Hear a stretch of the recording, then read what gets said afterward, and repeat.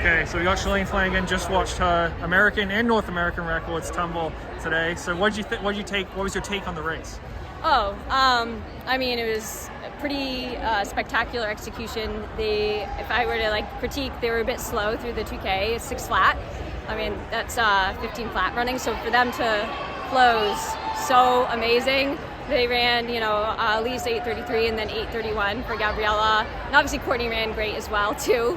But yeah, I mean, I knew they were capable of getting the record, and it was just really going to be by how much. So yeah, and I was talking to Courtney and Elise after the race, and they seemed like, I was like, oh, what's it like training under the person who has the record? And it seemed like did you forget that you own this record? I did.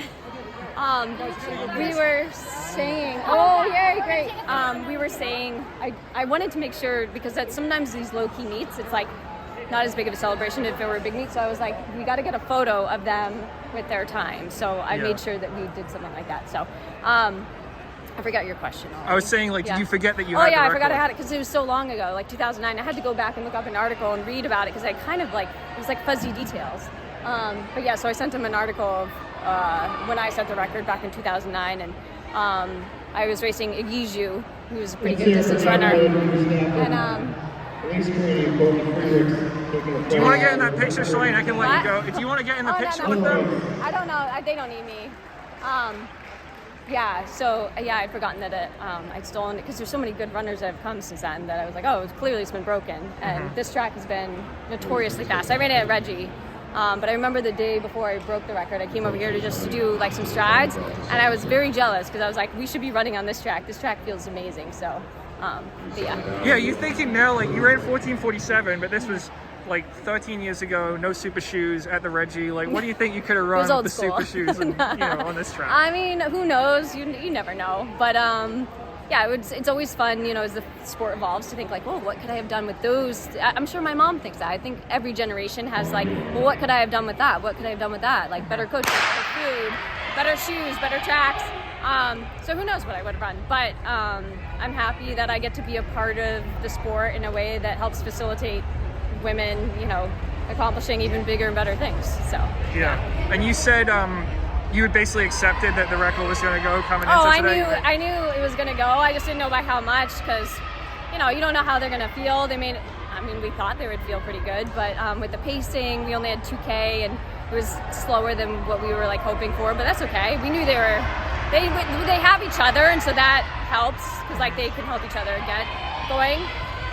But they were pretty determined to get it. Yeah. So, yeah. And with Gabrielle, this run and her run last week and how fast she closed, what do you think her chances of medaling, World Indoors this year? Yeah, she pretty much notoriously closes in 30 off of any race, which is, and I said, how do you do that? How do you find that ability? Because I watch her and it's phenomenal. Her top end speed is really great. And she goes, it's a lot of self-hatred. And I'm like, she can go to a deep, dark place in the last 200, and it's phenomenal. She's really, really tough if she's within a sniffing distance. So yeah, her chances are great. Yeah. And can I ask you, because I was talking to Elise about Shelby Houlihan being in Flagstaff right now, but she's not allowed to train with the team, obviously, because she's banned. What is her current relationship with the team? Are you guys still allowed to coach her? You just can't work out with you, or what's her situation? Yeah, her lawyer has contacted the AIU and all the proper entities, and we have specific guidelines that she abides by. But yeah, she's waiting her appeal in the Swiss courts, and we'll have, I think, an answer in June or July, whether it gets turned or if it's still upheld. So she's in a holding pattern, and in that holding pattern, I think she's just still not. She's lost. She's had a sense of purpose, and now she's searching for what do I do next? But I think until there's an official word with her appeal, she's still running on her own, training on her own. But she's just recreating the patterns of what she would do as a professional athlete, and so yeah.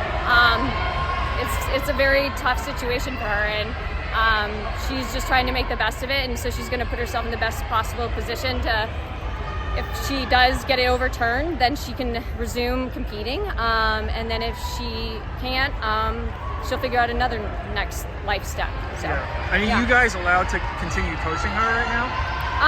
Yeah, you could contact her lawyer, but there are rules regarding coaching. Gotcha. Yeah.